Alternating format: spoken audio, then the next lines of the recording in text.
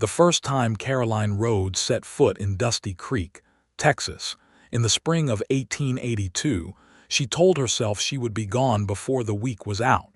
She had not planned on staying. She had not planned on much of anything, truth be told, except putting as many miles as possible between herself and the life she had left behind in St. Louis, the crumbling boarding house, the fiancé who had turned out to be someone else's husband, and the quiet, suffocating sense that the world had conspired to keep her small. She had boarded a southbound train with $32 sewn into the hem of her traveling coat, a worn leather satchel containing everything she owned of value, and a letter of employment from a man named Hector Graves, who ran the schoolhouse in Dusty Creek and needed a teacher for the spring term. Hector Graves, as it turned out, had died of a fever 3 weeks before her arrival. Caroline stood in the middle of the town's single main street, her satchel at her feet and the afternoon sun hammering down on her like a judgment, staring at the weathered sign above the schoolhouse door that read closed until further notice and wondering exactly how a woman went about starting over when the plan she had staked everything on had already collapsed. The street smelled of horse and dust and something faintly sweet, like hay warming in the sun. Around her, Dusty Creek went about its business with the particular indifference of a place that had seen too many strangers come and go to bother with curiosity. A woman in a gray dress swept the steps of the dry goods store. 2 old men played cards on upturned barrels outside the saloon. A boy chased a dog around the water trough. None of them looked at her. She was trying to decide whether to go into the saloon and ask about a room or to find whoever served as the town's authority and explain her situation, when she heard the sound of boots on the boardwalk behind her, unhurried and even, the kind of walk that belonged to a man who was not in a hurry because he never needed to be. "You the teacher from St. Louis?" She turned around. He was tall, not in an exaggerated storybook way, but tall enough that she had to tilt her head back slightly to meet his eyes, which were the particular shade of gray-green that she would later think of as the color of sage after rain.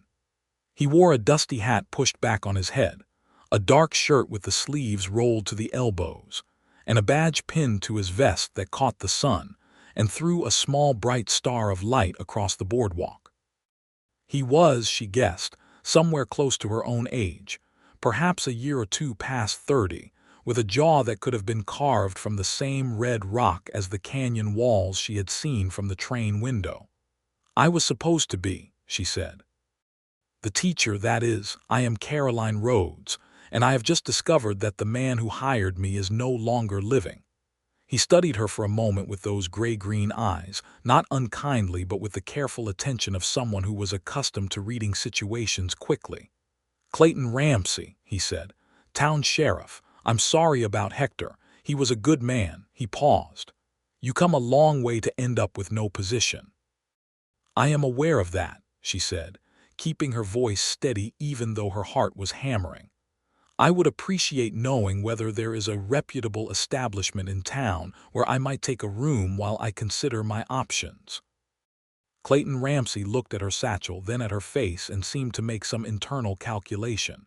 "Mrs. Delmer runs a boarding house on Birch Street, second left off the main. She's decent and fair. Tell her I sent you and she won't overcharge." Caroline picked up her satchel. "Thank you, Sheriff." She was 3 steps past him when he spoke again. "Miss Rhodes." She stopped but did not turn all the way around. "Yes. The schoolhouse being closed doesn't mean Dusty Creek doesn't need a teacher. Hector's wife, Eleanor Graves, she's on the town council. Might be worth speaking to her before you make any decisions about leaving." Caroline turned then and looked at him properly for the second time. There was nothing in his expression that she could easily name. It was not pity, and it was not the automatic, reflexive interest that men sometimes showed toward women traveling alone, which she had learned to be wary of. It was something more considered than either of those things. "You are free to leave whenever you choose," he said. "I just thought you should know what's here before you go." She nodded once, sharp and brief, the way she did when she was filing information away rather than responding to it.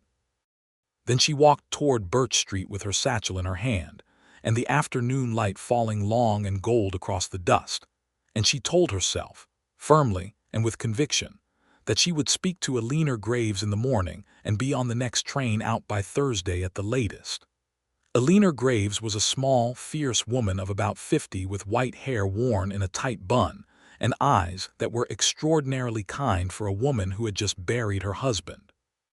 She met Caroline in the parlor of her house on the edge of town, with a pot of strong coffee, and the directness of someone who had spent too much time being polite to bother with it anymore. "Hector spoke of you in his last letters," Alina said, pouring coffee into a cup that had a small chip out of the rim and handing it over without apology. "He said you had excellent references from the academy in St. Louis and that you were persistent. He said that specifically, persistent. He said it like it was a virtue." Alina smiled briefly. With Hector it was. Caroline explained her situation, the letter of employment, the journey, the discovery of Hector's death, the $32, the desire to be realistic about her prospects. She did not dramatize it because she was not built that way. She laid it out like an accounting ledger and waited. Alina Graves was quiet for a moment, looking at her coffee cup. Then she said, "The town council meets on Friday. I am on it, and I have some influence despite certain members' opinions to the contrary. If I put your name forward as a candidate to reopen the schoolhouse, it would need to pass by majority vote, but I believe it would. Hector's salary for the spring term was already allocated in the town's budget. You'd be paid. The schoolhouse needs some repairs. The stove is temperamental, and 2 of the windows have been broken since January, but it's a solid building. You'd have 22 students ranging from 6 to 14. She looked up. It wouldn't be a permanent arrangement unless the council voted to make it one at the end of term, but it would give you time.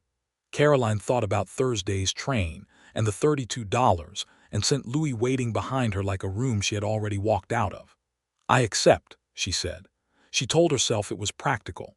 It was not sentiment, and it was not the memory of a man with sage-green eyes telling her she was free to leave any time.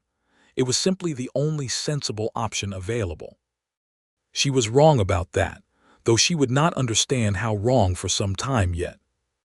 The schoolhouse was exactly as advertised: solid bones, poor windows, a stove that needed coaxing, and 22 students who ranged from genuinely eager to deeply skeptical about the entire project of education. Caroline spent the first week establishing order, the second week establishing trust, and by the third week something that felt like rhythm had settled over her days.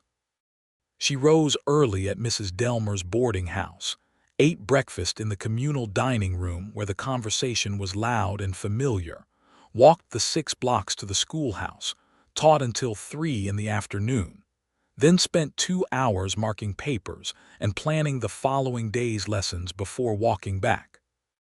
Dusty Creek was revealing itself to her slowly, the way a place does when you stay long enough. She learned that the saloon, the Broken Spur, was owned by a man named Hale Donovan, who was more respected than his profession might suggest, and that the fights that broke out there on Saturday nights were relatively minor by frontier standards. She learned that the dry goods store was run by a woman, Margaret Chen, whose family had come west with the railroad, and who was regarded by some with suspicion, and by others with the simple pragmatic respect earned by someone who kept their shelves well stocked. She learned that the cattle drives came through twice a year and turned the town briefly loud and prosperous, and then left it quiet again. She learned that Clayton Ramsey had been sheriff for 4 years, that he was unmarried, and that people spoke of him with a particular quality of trust that was different from mere respect. It was the kind of thing people feel for someone who has shown up when it mattered. She learned this last fact from multiple sources without asking, which told her something about the town's relationship with him. She did not see much of him in those first weeks. He was there in the way that a town's sheriff is always there, present in the background, visible at the edges of things, available without being intrusive. He tipped his hat when they passed on the street. He stopped once to ask how the schoolhouse was getting along and seemed genuinely interested in the answer. He fixed the broken windows. She came in one Monday morning to find both of them repaired, glass clean and bright in the frames, with no note or explanation. And when she asked Mrs. Delmer about it, the older woman said, "Oh, that would be Clayton. He looks after things," in the tone of someone stating a fact as obvious as the weather. Caroline went to him at his office the next morning to thank him. He was sitting at his desk with a cup of coffee and a wanted notice, and he looked up when she came in with the expression of a man who had not been expecting visitors. "The windows," she said, "that was you." "They were broken," he said simply. "They were, but you did not need to fix them. Nobody needed to leave them broken either." He leaned back in his chair. "How are the students taking to you?" She recognized the change of subject for what it was and let it go. "Better than I expected. A boy named Thomas Briggs is giving me some trouble. He's 13 and believes that the only education worth having comes from experience rather than books. I'm inclined to agree with him in principle, which makes it harder to argue." Clayton smiled, and it was the first time she had seen him do it fully, without the careful reservation he usually wore. It changed his face considerably. "That sounds like Thomas. His father worked cattle drives until last year. Thomas has probably seen more of Texas than most grown men in this town." "Exactly the problem," she said, but she was smiling too. "How do you convince a boy who has navigated a cattle drive that long division has merit?" "I don't know," Clayton said honestly, "but if anyone can figure it out, I'd guess it's someone persistent." She remembered Alina Graves using that word and felt something warm move through her chest. "You've been talking to Alina." "Alina talks to everyone," he said. "That's different." She stayed longer than she had intended. The conversation moved from Thomas Briggs to the nature of frontier education, to the books that were available at the general store, which were few, and the question of whether the town might eventually support a small library. He was thoughtful in a way she had not expected, not tentative, but careful, the kind of thinking that came from a man who had learned to consider before speaking, because the weight of his words had consequences. She found herself listening to him the way she rarely listened to people, catching every sentence. Walking back to the boarding house afterward, she thought, with the particular alarm of someone who recognizes a danger, that this was exactly the kind of man she needed to be careful about. She was not in Dusty Creek to fall in love. She was here to rebuild something practical and solid and self-sufficient. She had made that mistake before, had built her understanding of her own future around a man, and it had nearly broken her when the foundation turned out to be false. She was not going to do it again. She resolved to be friendly and nothing more, professional, neighborly in the frontier sense. The spring had other ideas. In early April, a cattleman named Silas Prout rode into Dusty Creek with a crew of 7 and a grievance. The grievance, as far as Caroline could understand it from Mrs. Delmer's account at the breakfast table, was that Prout believed a parcel of land on the south edge of the county belonged to him by prior claim, and that the family currently farming it, a husband and wife named Tom and Beatrice Alderman, who had 2 of their children in Caroline's schoolhouse, had no legal right to it. This was the kind of dispute that simmered through the West like a banked fire, the friction between open-range cattle culture and the settling of land, that the Homestead Acts had been producing for years, and it had the potential to turn ugly. Caroline's 2 alderman students, a girl of 8 named Ruby and a boy of 10 named James, did not come to school on Monday. She noticed their empty seats with a furrowing of concern that she had not fully anticipated feeling. She had not expected to become so quickly invested in the specific welfare of specific children, and at the end of the day she walked to the Alderman farm, which was 2 miles south of town, to check on them. She found the farm quiet in a way that felt tense rather than peaceful. Beatrice Alderman was on the porch, her arms crossed over her chest and her eyes fixed on the south road, and Tom Alderman was in the yard with 2 neighboring men, all three of them speaking in low, serious voices. When Caroline approached, Beatrice's face softened briefly with relief and something that looked like the prelude to tears that were being firmly held back. "Miss Rhodes," Beatrice said, "I'm sorry about Ruby and James. We kept them home. There's been men riding the property line." Caroline sat with her for an hour, listening, and when she left she walked directly to the sheriff's office. Clayton was already aware.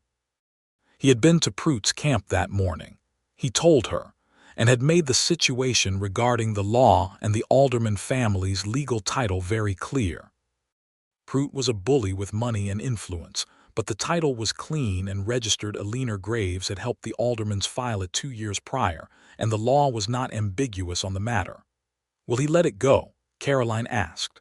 "Probably not easily," Clayton said. He was standing at the window of his office with his coffee cup in his hand, looking out at the street. "Men like Pruitt don't let go of things easily, but he's not going to find the law helpful to him here, and I've made that plain. I've also sent word to the county seat that there may be a dispute requiring documentation, so there's a record. And if he decides the law is less important than what he wants."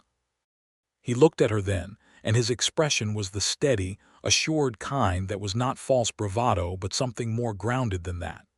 "Then he'll find out that's a decision with consequences." She believed him, not because of the badge, but because of the man. There was something fundamentally implacable in Clayton Ramsey when he chose to be, a quality that was not aggression, but was instead the complete absence of the uncertainty that bullies relied on. "Ruby and James should come back to school tomorrow," Caroline said. "It's important that things feel normal for them." "Agreed," he said. And then, with the slight upward shift in his expression that she was beginning to recognize as his version of warmth, "It's good of you to check on them. They're my students. A lot of teachers would have waited to see how things resolved." She shook her head. "That would have been easier. I don't always choose easier." He studied her for a moment, not the quick, assessing look she sometimes got from people trying to figure out what she was doing in Dusty Creek, but something quieter and more intent. "No," he said, "I don't think you do." The Pruitt situation resolved over the following 2 weeks with less violence than it might have. Pruitt's men rode the property line twice more, once in the night, and Clayton was there both times, visible and calm and absolutely unyielding, with a deputy named Frank beside him. On the second night Pruitt rode up himself, and there was a conversation that Caroline did not witness but heard about from 3 different people the next day, all of whom described it differently but agreed on the essential point, which was that Clayton Ramsey had stood in the dark with a lantern and looked at Silas Pruitt with those gray-green eyes and told him the exact legal and practical consequences of what he was considering, and Pruitt had ridden away without a word. 3 days later Pruitt's camp was gone from the south of town. Ruby and James came back to school. The first morning Ruby was back. She walked in with a bunch of wildflowers wrapped in a piece of cloth that she set carefully on Caroline's desk. When Caroline looked up, Ruby was already sitting at her bench with her reading primer open, pretending she had not done it. Caroline had to look out the window for a long moment to compose herself. That afternoon, she went to the sheriff's office again. Not because she needed to this time, just because she wanted to. He was outside when she arrived, sitting on the step of the office with his hat beside him and his face turned up to the late afternoon sun with the purely physical pleasure of a man who worked hard and appreciated the moments when he did not have to. His eyes were closed. She almost turned around. "Miss Rhodes," he said without opening his eyes. "How did you know it was me?" He opened his eyes then and looked at her. "Boots," he said. "You have a particular walk, purposeful." He said it simply, without any implication beyond the observation itself. "Sit down, if you like." She sat on the step beside him, which was perhaps slightly too close for pure propriety, but felt entirely natural in the way that things sometimes do when you have stopped performing caution. The afternoon was warm and smelled of horses and dust, and something blooming somewhere nearby. "Ruby Alderman brought me flowers today," she said. "I heard," he said. "Did you hear from Ruby or from the general principle that nothing in this town stays private for more than a few hours?" He smiled at that. Both. They sat in the warm afternoon for a little while without speaking, which should have been uncomfortable and was not. The town moved around them at its usual pace. A wagon came through. Someone rang the bell above the dry goods store. Somewhere a dog was barking at something with great commitment. "Why did you come out here?" he asked eventually. He was not looking at her but at the street. "To the west, I mean. I know about the teaching position, but that was the mechanism, not the reason. Why were you leaving?" It was a direct question, more direct than she had expected from him. She considered deflecting it and then decided not to. He had been honest with her. It seemed right to be honest back. "I had built something in St. Louis," she said. "A life that I thought made sense, and then I discovered it was built on something that wasn't real. I needed to start over somewhere that none of the pieces of the old thing were lying around." He was quiet for a moment. "The man," he said, "or was it something else?" "The man was part of it, but mostly it was my own understanding of myself. I had made myself smaller than I needed to be for a long time. I wanted to find out what size I actually was." He turned then and looked at her with an expression that was new, not the careful assessment, not the warm professional interest, but something more direct and searching, and under it, something that she recognized with a start as genuine admiration. "I think you may be finding that out," he said quietly. She looked away first. Her heart was doing something inconvenient. "What about you?" she said. "You didn't grow up here." "No, Missouri originally, came west when I was 23. Did some ranch work sometime as a deputy in a town that needed one, ended up here when Dusty Creek's previous sheriff retired and left a vacancy." He shrugged, but it was thoughtful rather than dismissive. "I found something worth staying for. The work, some of it, the people mostly, the place." A pause. "Things accumulate." She looked at him again. He was looking at the street still, his profile in the afternoon light, and she thought with a clarity that was almost physical, "This is a man who would never leave you with something false. Whatever he gave you would be real because he did not know how to be otherwise." She stood up and picked up her hat from the step beside her. "I should get back." He nodded. "Good evening, Miss Rhodes." She walked a full block before she let herself think the thought that had been forming since she sat down beside him on that step, the thought that was inconvenient and inconveniently warm, and that she could not quite talk herself out of. She was in trouble. May came in with heat and the smell of wildflowers in the pastures north of town. Caroline's students were progressing well enough that she found herself genuinely pleased, not merely professionally satisfied. Thomas Briggs had struck an arrangement with her. She gave him credit for reading accounts of actual cattle drives and frontier surveys alongside the standard curriculum, and in exchange, he did the arithmetic with something approaching genuine effort. He was, she discovered, extremely good with numbers when they were attached to real problems. She told him so, and he looked at her with the wary satisfaction of a boy who had not been told he was good at anything academic before and did not quite trust it yet. She had written to the county school board about adding to the schoolhouse's library. They had sent back a form letter. She had written again, more specifically, itemizing the deficiencies and attaching a proposed solution. She was waiting for their response. She had also been spending more time with Clayton Ramsey than could be accounted for by professional necessity. It had happened gradually, which was the only way she would have permitted it to happen. There had been a Tuesday evening when she had come to the sheriff's office to report a missing student, a 10-year-old boy named Will Patterson who had not come home, and whose mother was terrified, and Clayton had organized a quiet, efficient search that had the boy home safe within 2 hours, having gotten himself turned around exploring a canyon west of town. There had been a Thursday when he had appeared at the schoolhouse door during her free period with 2 cups of coffee from the Broken Spurs kitchen, which apparently served coffee in the afternoons, and they had sat at her desk and talked about books for an hour in a way that was startlingly good. There had been a Sunday when he had found her walking the road north of town, where the wildflowers were thickest, and had fallen into step beside her without invitation or explanation, and they had walked 3 miles and talked about everything and nothing, and come back to town as the sun was going down.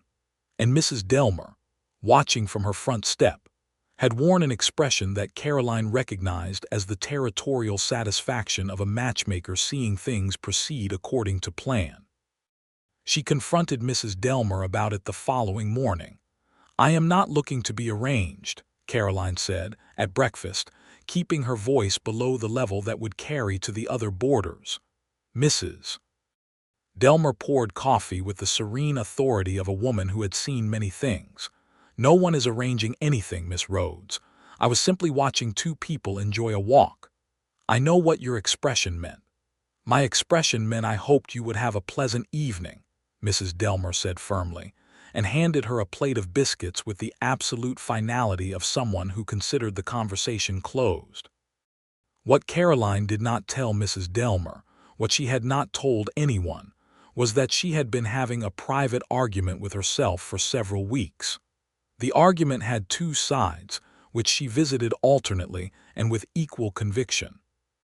The first side said, "You came here to rebuild yourself, not to attach yourself to another person, and falling in love with the town sheriff of the specific small town where you found your footing would be doing the same thing you always did, mistaking the stability of someone else for your own stability, making yourself dependent on the presence of a particular person in a particular place."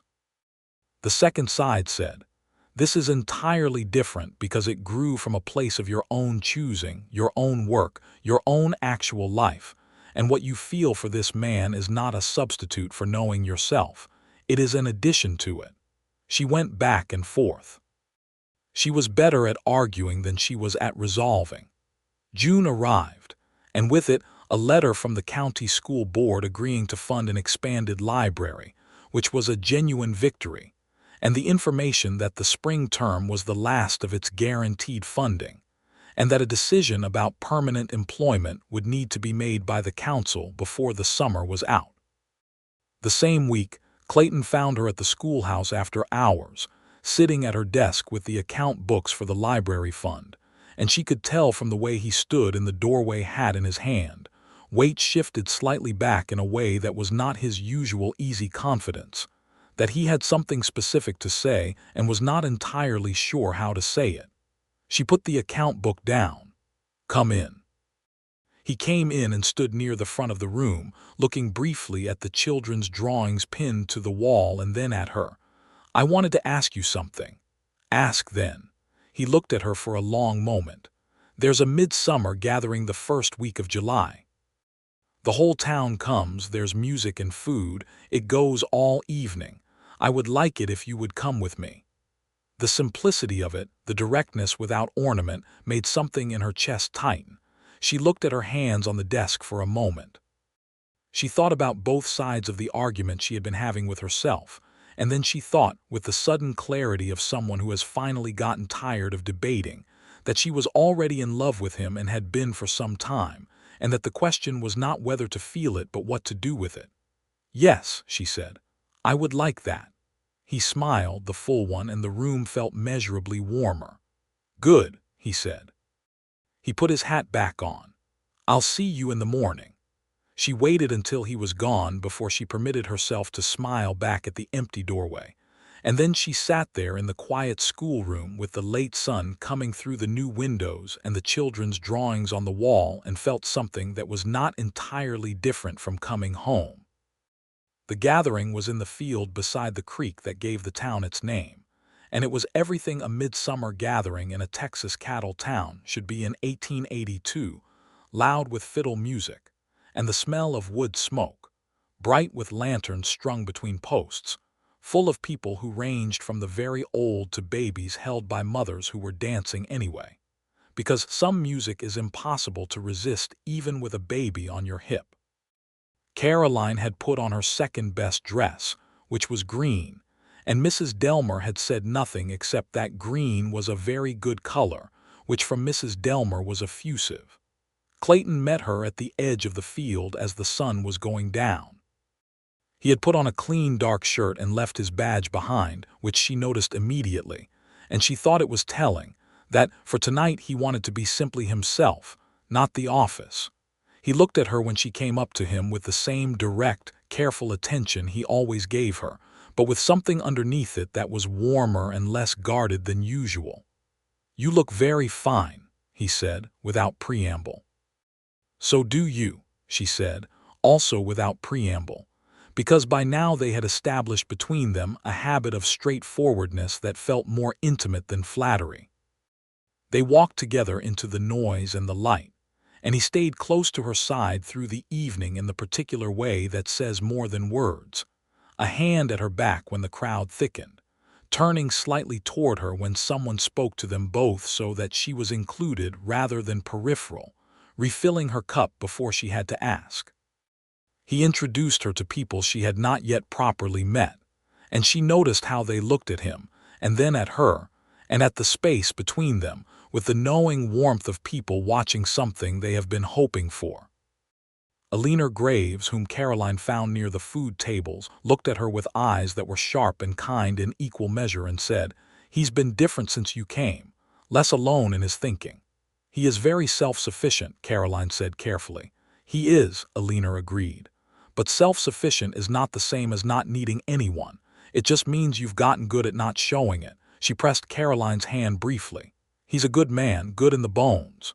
They danced twice. The first time, he asked her formally, and they joined the larger group moving to the fiddle's reel, and she discovered that he danced with the same deliberate competence he brought to everything, not showy but solid and sure. The second time, the fiddle player shifted into something slower, and Clayton held out his hand without a word, and when she took it and they moved together in the smaller, slower way that slow music requires, close enough that she could feel the warmth of him, she stopped arguing with herself entirely. He held her like she was something he wanted to be careful with, not delicate but valued. His hand against her back was steady and gentle and present, and she could feel the clean cotton of his shirt under her palm when they turned, and the night was warm and full of music and the smell of the creek water nearby, and she thought, "I'm not going anywhere." She did not say it out loud. Not yet. On the walk back to Birch Street, the lantern lights of the gathering fading behind them, they walked slowly and close together without quite touching. At the gate of the boarding house he stopped, and she turned to face him, and in the yellow light from Mrs. Delmer's window she could see him clearly, the careful steadiness in his face, and underneath it the same warmth she had been watching grow for months, no longer quite contained. "Caroline," he said, just her name. The first time he had used it, she looked up at him. "Yes." He reached out and very slowly, with the consideration of a man who was certain but did not want to presume, touched her jaw with his fingers, tipping her face up slightly. She did not step back. She let herself lean into his hand, just slightly, just enough to answer the question he had not asked. He kissed her gently, carefully, with a restraint that was not hesitation but something more like reverence. She kissed him back with more honesty, her hand against his chest, feeling his heart under her palm, and the night was warm and full of the distant sound of fiddle music, and she was not thinking about trains or St. Louis or the careful, defended life she had built there. When they parted, he kept his hand at her face for a moment, looking at her with something that was wonder and certainty together, and she thought she had never been looked at quite like that before, not as a promise of something he wanted, but as something that was already entirely real and present and worth the full weight of his attention. "Good night," he said. "Good night," she said. She went inside. She stood in the hallway for a long moment before going up to her room, her fingers at her lips and her heart doing the thing it had been doing for weeks, and she thought, with the clarity of something long decided, that she was done leaving. July unfolded into August with a particular sweetness. They were careful about it, not because either of them was ashamed, but because Dusty Creek was a small town and small towns required some degree of discretion, and because Caroline was the school teacher and there was a professional dignity to consider. But within those parameters, they were as fully in each other's company as possible. He walked with her on Sunday afternoons. She brought him supper from Mrs. Delmer's kitchen on the evenings when she knew he had been working since before dawn. They talked for hours in the easy, ranging way that means two people have found in each other a mind they don't want to stop exploring. They talked about his years before Dusty Creek, about her years before the train west, about the things they believed and the things they were uncertain about what mattered and what didn't. He told her about his family in Missouri, a father who had worked himself into an early grave on a farm that the bank took anyway, a mother who had been the steadiest person he had ever known until the day she died. He said it without self-pity, which made it more rather than less moving. She told him about the fiancé in St. Louis, the truth of it, which she had not told anyone in Dusty Creek. He listened without the prurient interest or the reflexive judgment she had feared, and when she was done he was quiet for a moment and then said, "He was a fool, and I am glad you got on that train," and the simplicity of it was more comfort than any elaborate reassurance could have been.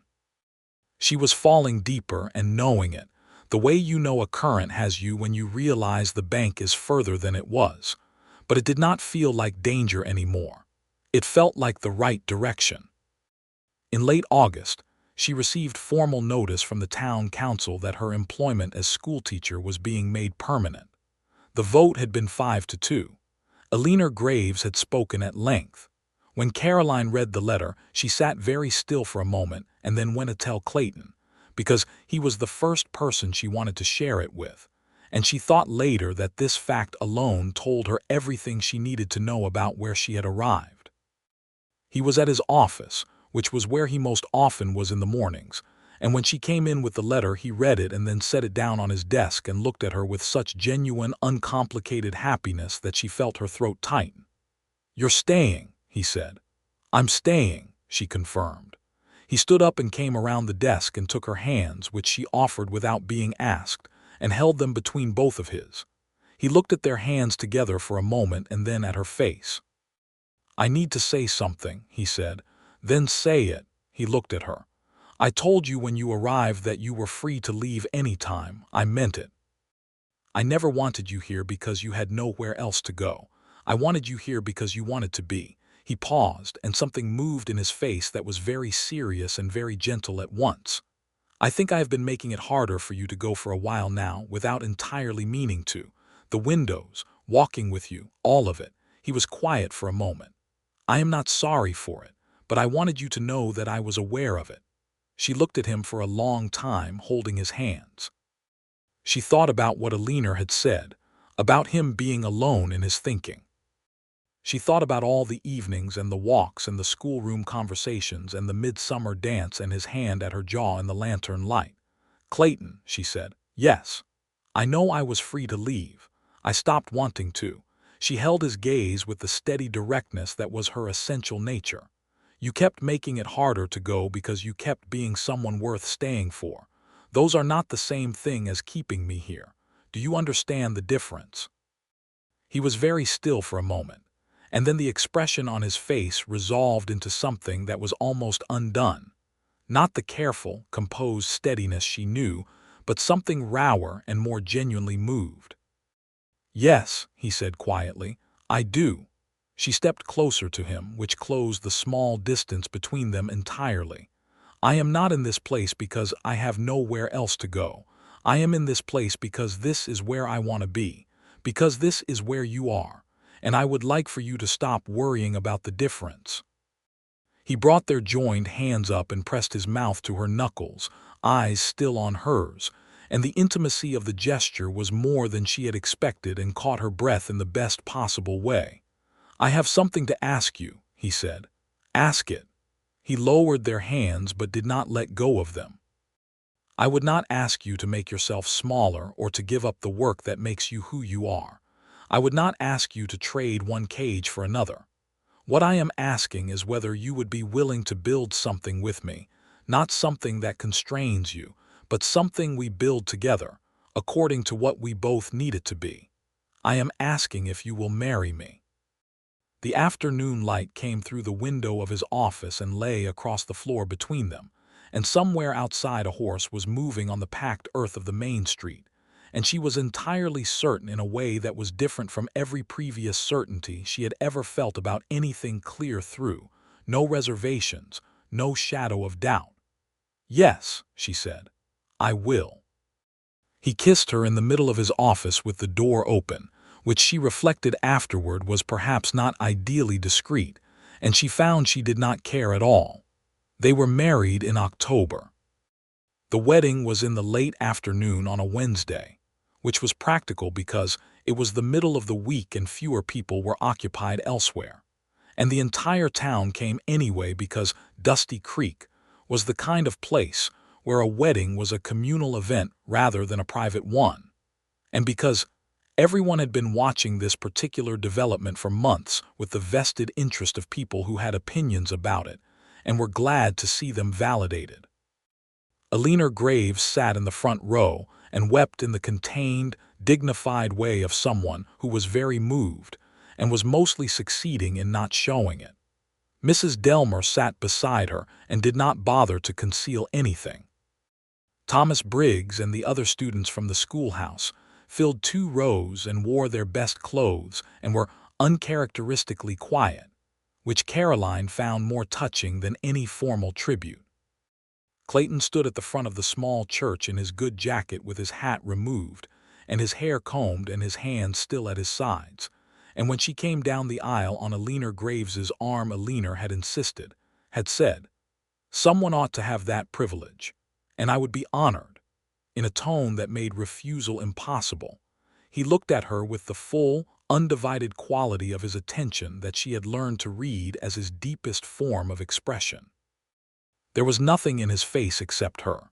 She had never, in her whole life, walked toward anything with more confidence. The vows were simple. The minister was a young man who took his position seriously and read the words with care.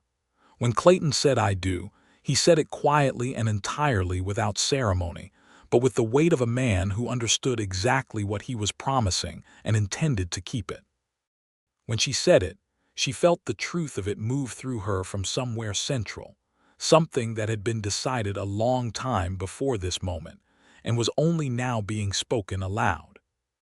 He put a ring on her finger, a simple gold band that he had ordered from a catalog 3 weeks prior, and that fit as if it had always been there, and kissed her in the way he always kissed her, with that particular reverence, as if she were something he could not quite believe he was permitted to have.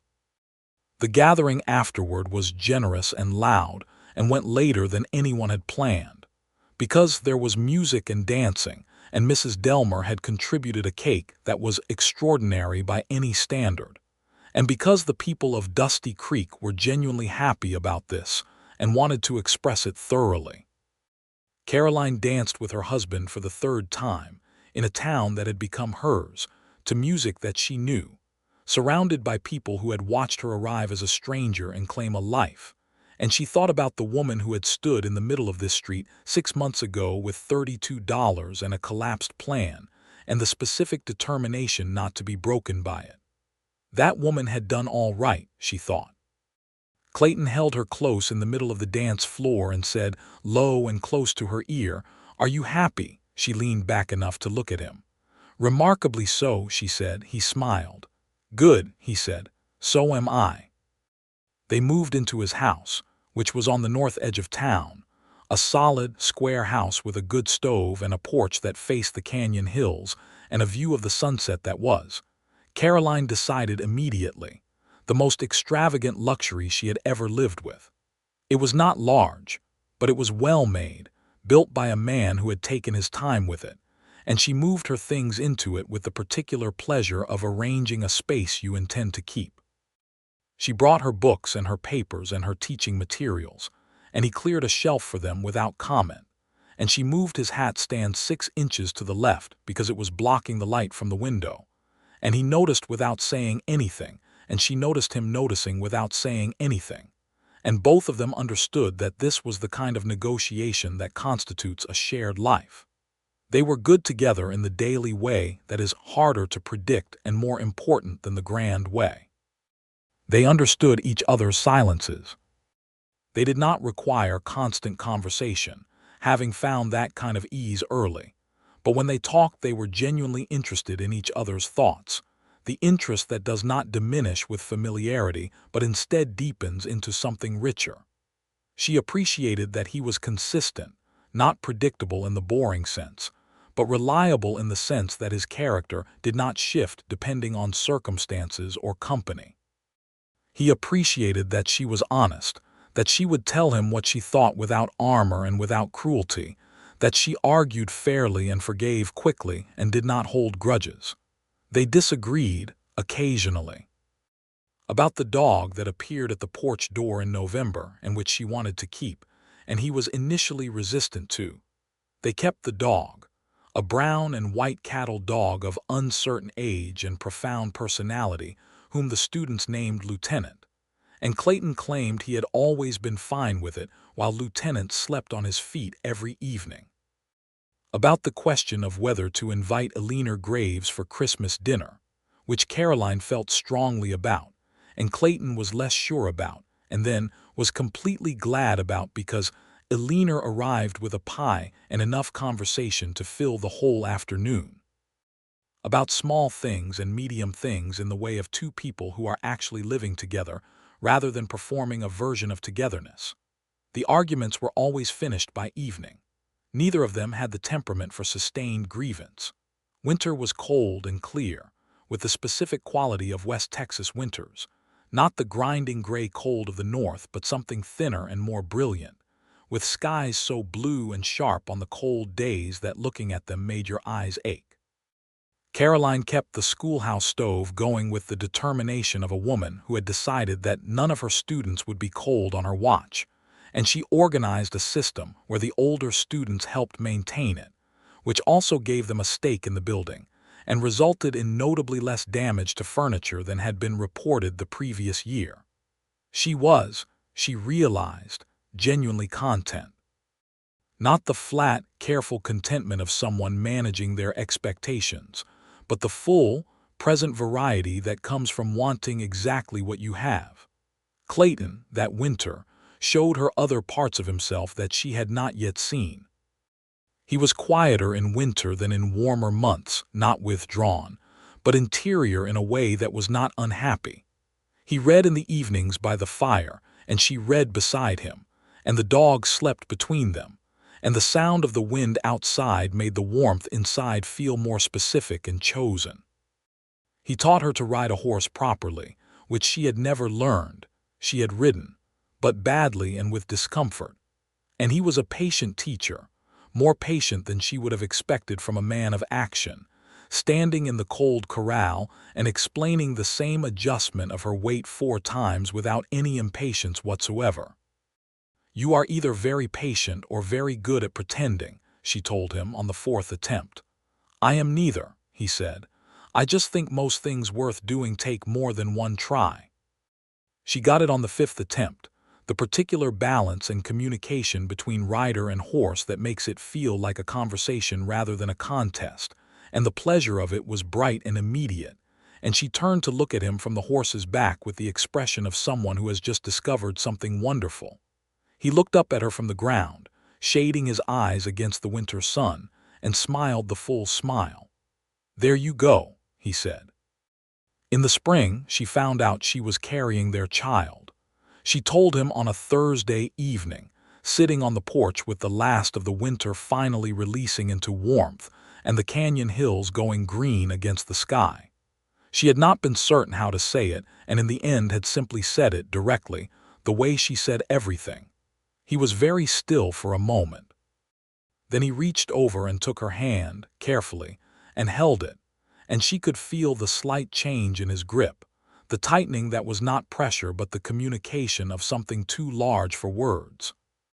When she looked at his face, it was the open, undone expression she had seen only twice before, at the council letter and in the church, the one that was his deepest self coming through the surface. "Are you well?" he asked. "Are you feeling well?" "Yes," she said, "I am very well." He raised her hand to his mouth and held it there for a long moment with his eyes closed. She watched him with a tenderness that she felt in her whole body. This man, she thought, this specific, particular man. "I am going to build the porch railing higher," he said finally, opening his eyes. "The current one is too low for a child." She laughed. She laughed genuinely, the way she rarely laughed, the full, unguarded kind. "That is your first response. It's a practical concern," he said, with a dignity that was belied by the fact that he was smiling so fully it was changing the geography of his face. "There are also several other improvements that will need to be made. Clayton." "Yes. Be happy. Just be happy for a moment before you start listing improvements." He looked at her. "Caroline," he said, "I have been very happy since approximately the 3rd week of April last year. This is a different magnitude of that, but it is continuous. I am happy." He paused. "I will still raise the porch railing." She leaned over and kissed him, which cut off any further discussion of railings for the immediate future. The summer of 1883 was full and warm, and she taught through most of her pregnancy because she saw no reason not to. And the students were by turns curious and solicitous in the way of children who were not quite sure how to process the information that their teacher was expecting a baby, but had decided to treat it as something that required their attention. Thomas Briggs, now 14 and considerably larger than he had been the previous spring, took it upon himself to carry any heavy items that needed moving in the schoolhouse, without being asked and without making a production of it. She appreciated this more than she told him. Eleanor Graves, who had become genuinely dear to her in the year since she had arrived, came for supper every Sunday and engaged in long conversations with Clayton about the town and the state and the larger world, which Caroline enjoyed being present for even when she did not participate, because she liked watching the two of them talk, the older woman with her quick intelligence and her history, the man her husband with his careful consideration and his steady values. And because it felt like the kind of family that is made rather than born, and is no less real for that. The baby came in late September, which was a Sunday, and it was not easy. Few births in that era were easy, but Caroline was strong and stubborn, and had good help in the form of Margaret Chen, who turned out to have considerable experience with such matters. And when it was over, she held a small boy with dark hair and gray-green eyes against her chest, and felt something that she had no adequate framework for except to call it complete. Clayton sat beside the bed and looked at his son and then at his wife, back and forth, several times, as if he could not decide which of them to look at and did not want to choose. "He has your eyes," Caroline said. "He has your chin," Clayton said. "He's going to be stubborn." "Probably," she agreed, without any trace of apology. They named him Samuel after Clayton's father, with Eleanor as the second name, which was an adaptation made in consultation with Eleanor Graves, who received this information with the contained, dignified emotion she applied to all things that moved her deeply, and then went home and came back the next day with 3 pies. Samuel was, from the first, extremely himself, alert and demanding and curious in the way of infants who seemed to have arrived already interested in everything. He did not sleep easily and cried with conviction, and Caroline, who had expected to find this difficult, found instead that she was surprisingly equipped for it. She had run a classroom of 22 children ranging across 9 years of development.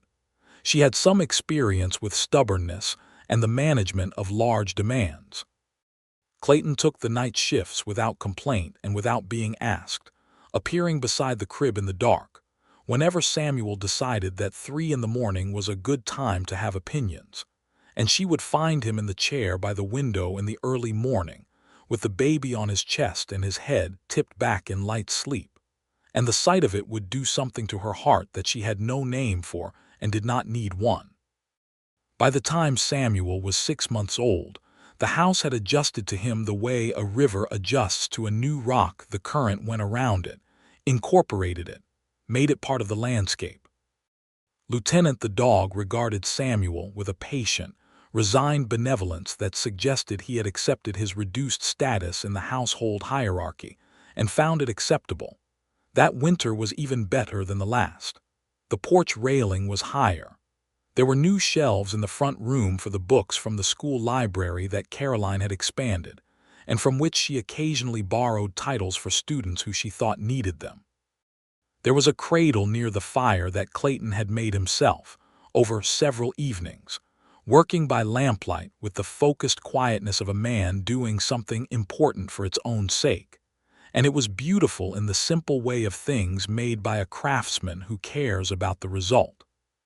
Caroline returned to teaching in January, once Samuel was old enough and Mrs. Delmer had agreed to watch him in the mornings. Mrs. Delmer, who had initially offered with the studied casualness of someone trying not to show how much they wanted to, took her role with Samuel with the thoroughness of a woman who had been waiting for grandchildren and found an acceptable substitution.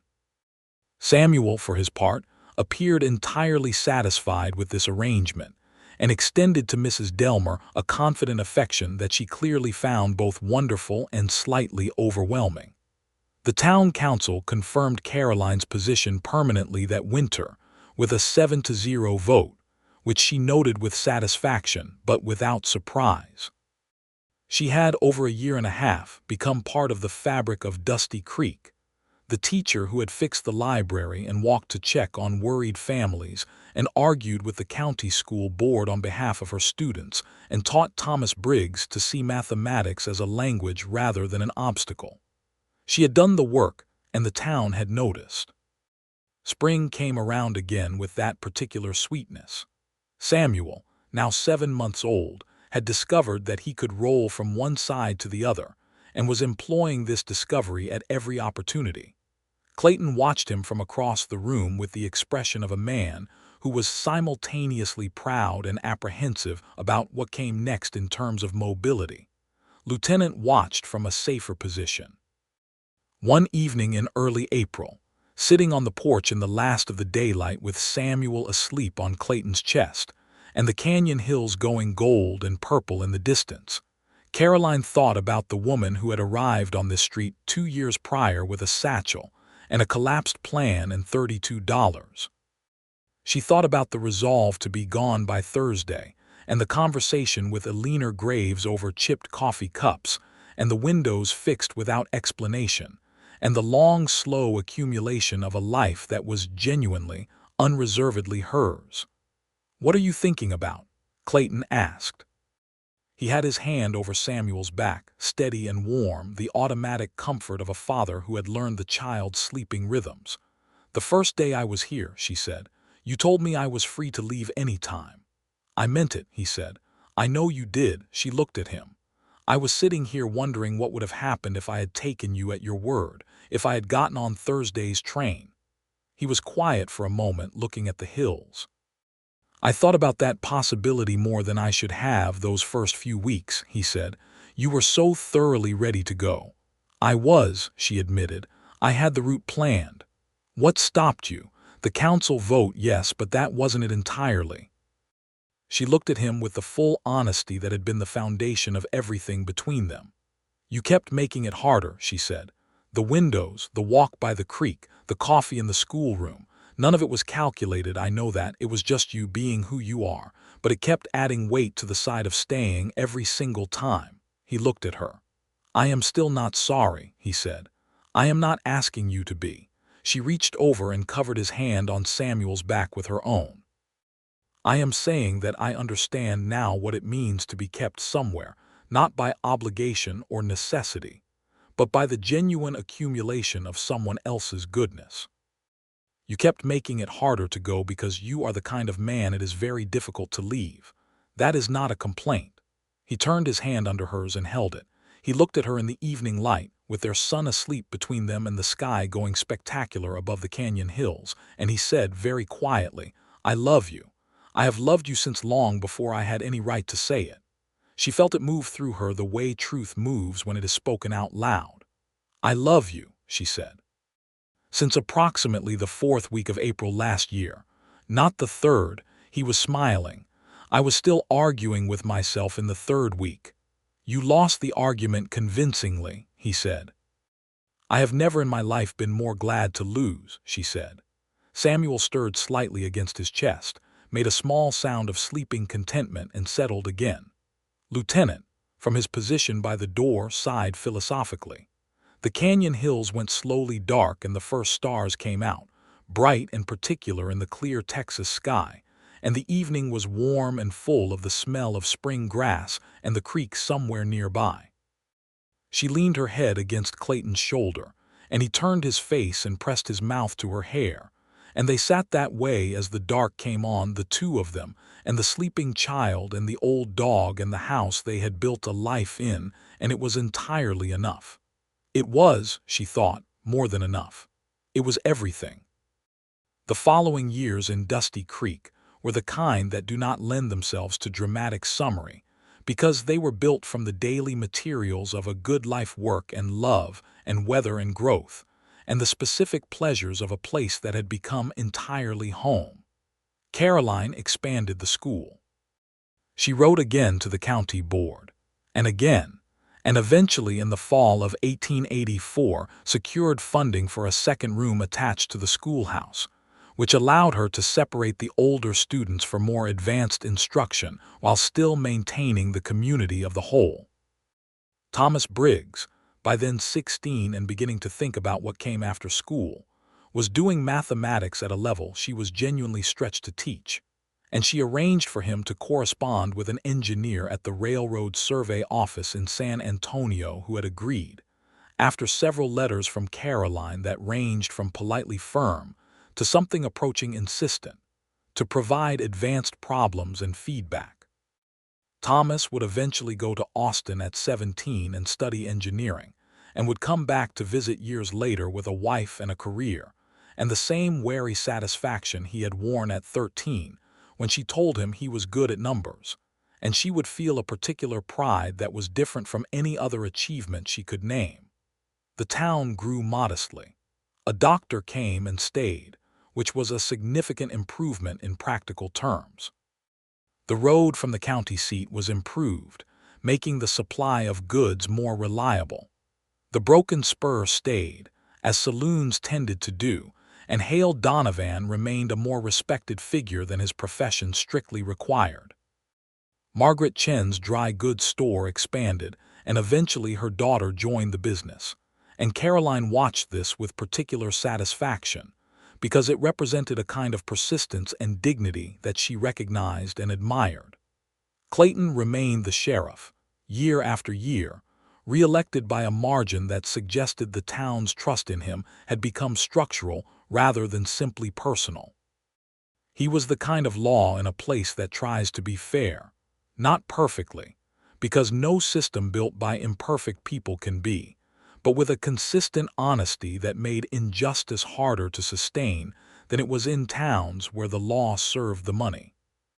He dealt with the occasional dispute, the occasional arrival of trouble from outside, with the same implacable steadiness she had first recognized in him, and she watched him do it year after year with a respect that deepened rather than diminished with familiarity. He was, as a father, extraordinary in the understated way that characterized everything he did. Samuel adored him with the comprehensive, uncritical devotion of a small child, and Clayton gave back something quieter and more complete attention, time, presence. He built things with Samuel from the time the boy could hold tools. He taught him to ride when he was 4, very patiently, in the same corral, and with the same methodology he had used with Caroline. And Caroline watched from the fence and felt something that was both amusement and love in such combination that she could not have said which was which. They had a second child in the spring of 1885, another boy they named Henry, who arrived with considerably more ease than Samuel and immediately differentiated himself by being the most placid infant Caroline had ever encountered. Where Samuel had been demanding and urgent, Henry was observant and unhurried, watching the world from his cradle with calm, dark eyes as if he were simply taking notes. Clayton said he thought Henry was probably thinking deeply. Caroline said she thought he was just comfortable, and that this was perhaps an achievement worth celebrating. Samuel, at a year and a half, received Henry with the cautious interest of a person who has heard about a thing and is reserving judgment about the reality. He circled the cradle at a safe distance for several days, and then appeared to decide that Henry was acceptable and that he, Samuel, was going to be responsible for introducing him to Lieutenant, which he did with great ceremony. The house on the north edge of town was extended that summer. Clayton and Frank, the deputy, and 2 other men from town added a room to the back, a proper bedroom for the boys once they were old enough, and a larger kitchen that gave Caroline the working space she had wanted since the first winter. She laid the cooking fire and put her hands on the good wide counter and felt the particular satisfaction of a space that fits you properly. She and Alina Graves had Sunday dinners for years, and Alina became something that could only be called family, not in the legal sense but in the essential one. She was there for both births, both christenings, every Christmas and Thanksgiving, the kind of steady presence that weaves itself into the texture of a life so thoroughly that imagining the life without it becomes impossible. When Alina's health began to slow in the fall of 1887, Caroline went to her every morning and sometimes in the evenings, and Clayton fixed everything that needed fixing in Alina's house with the same quiet competence he had always brought to things that needed doing. Alina died in the spring of 1888, peacefully in her own bed, with Caroline beside her and the window open to let in the smell of the season she had loved best. She left her house to the town for use as a library. It was her specific, deliberate bequest, and Caroline found the letter that documented it and read it 3 times in the parlor with tears running openly down her face because it was entirely Alina, the whole of her in a single gesture. The library opened that fall. Caroline helped organize it. They named the reading room for Alina Graves, and the plaque was simple wood with carved letters.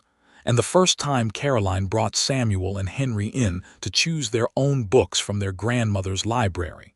She held herself together until they had their books and then cried very quietly in the doorway because some things require it. Clayton found her there and did not say anything, just put his arm around her and held her while the boys argued in low voices inside about which shelf held the best stories, and she pressed her face briefly into his shoulder and let herself grieve, and then straightened up because that was also who she was. He always let her be exactly who she was.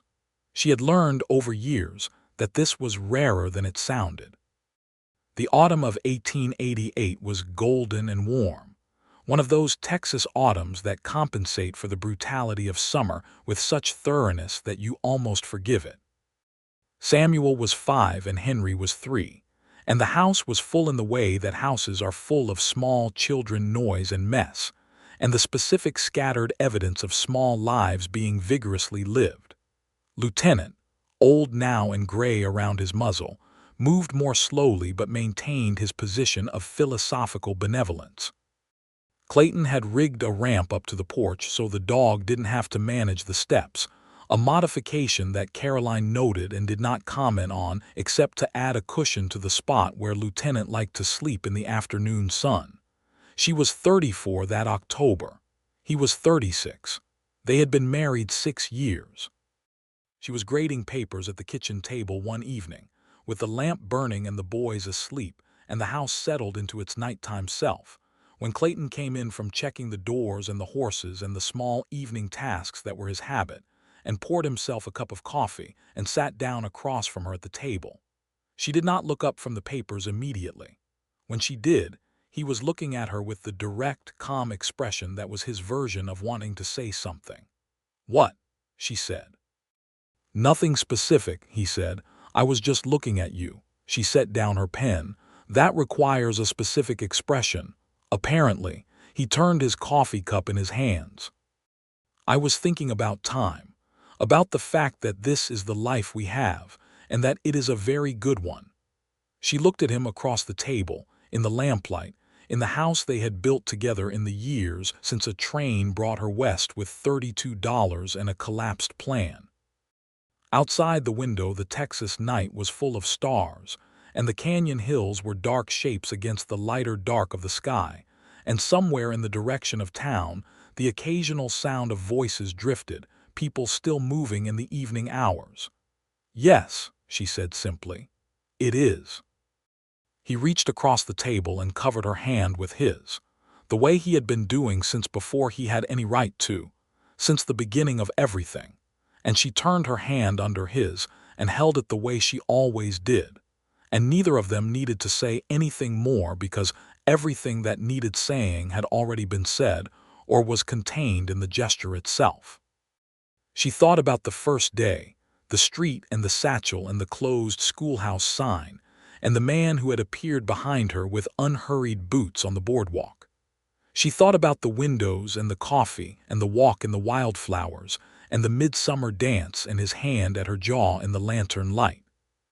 She thought about every small accumulation of kindness and honesty and genuine regard that had made leaving over time entirely unthinkable. She had been free to go at every moment. She had chosen at every moment to stay. That was the whole of it, she thought.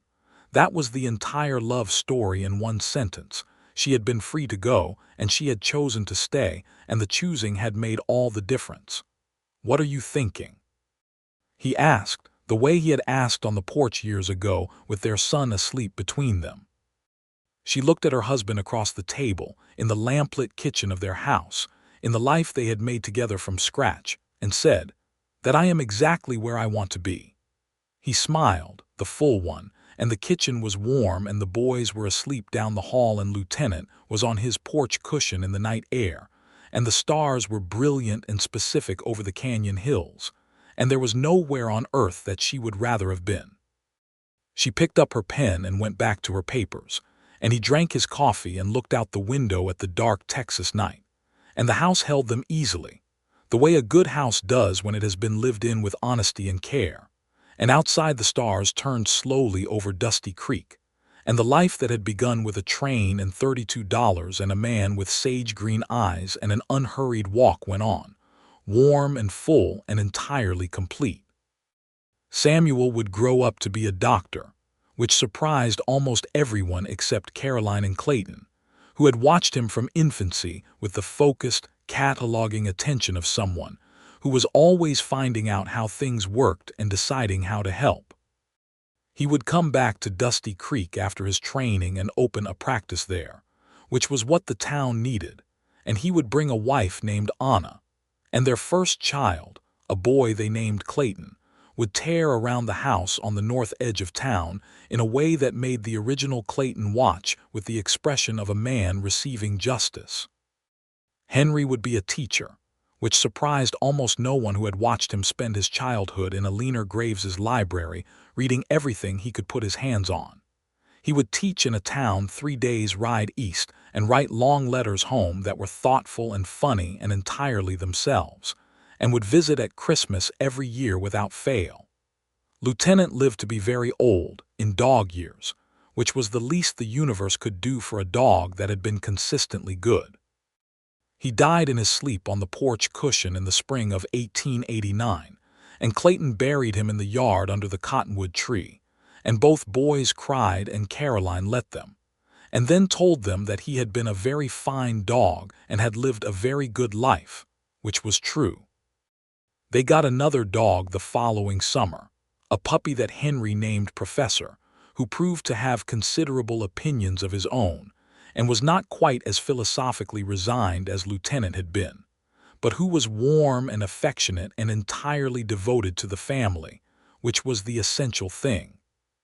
Caroline and Clayton grew older in the house on the north edge of Dusty Creek with the canyon view and the good wide kitchen and the room full of books, and what grew with them was not simply the evidence of time, but something more specific and harder to name. The deepening quality of a love that has been tested by the ordinary and come through it entire, the particular knowledge of another person that comes not from dramatic revelation, but from the thousand small observations of a shared life. The way he took his coffee and the specific quality of his attention when he was listening, and the expression he wore when he was moved and did not want to show it, the sound of his boots on the porch coming home. She never took Thursday's train. She never came close after the first week to taking it. The decision made in Alina Graves's parlor over chipped coffee cups had been the right one, and every year that passed was another year of evidence. In the spring of 1892, sitting on the porch in the afternoon, with the canyon hills going green in the seasonal renewal and Samuel home from his medical training for a visit, and Henry writing letters at the kitchen table and Clayton beside her with his coffee, and the particular quiet he wore like a garment, Caroline Rhodes Ramsey looked out at the hills she had been watching for 10 years, and felt the fullness of her life the way you sometimes feel it in specific moments, all at once and clearly.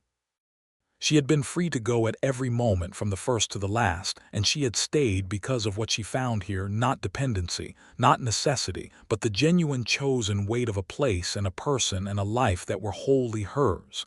He said without looking at her, "You're smiling." "I am," she agreed. "What about?" She looked at him, this man who had fixed her windows and walked beside her and told her she was free to go, and then, simply by being who he was, made going feel like the strangest possible thing to do. "Everything," she said. He looked at her then, the sage-green eyes that had not changed in 10 years of looking at her, and the smile came slowly and fully, and with the warmth of something absolutely settled and absolutely sure, and she thought, as she had thought many times before and would think many times again. Here, she thought. Right here. The afternoon light lay long and golden across the canyon hills, and the spring was all around them, and the life was whole and good and entirely their own.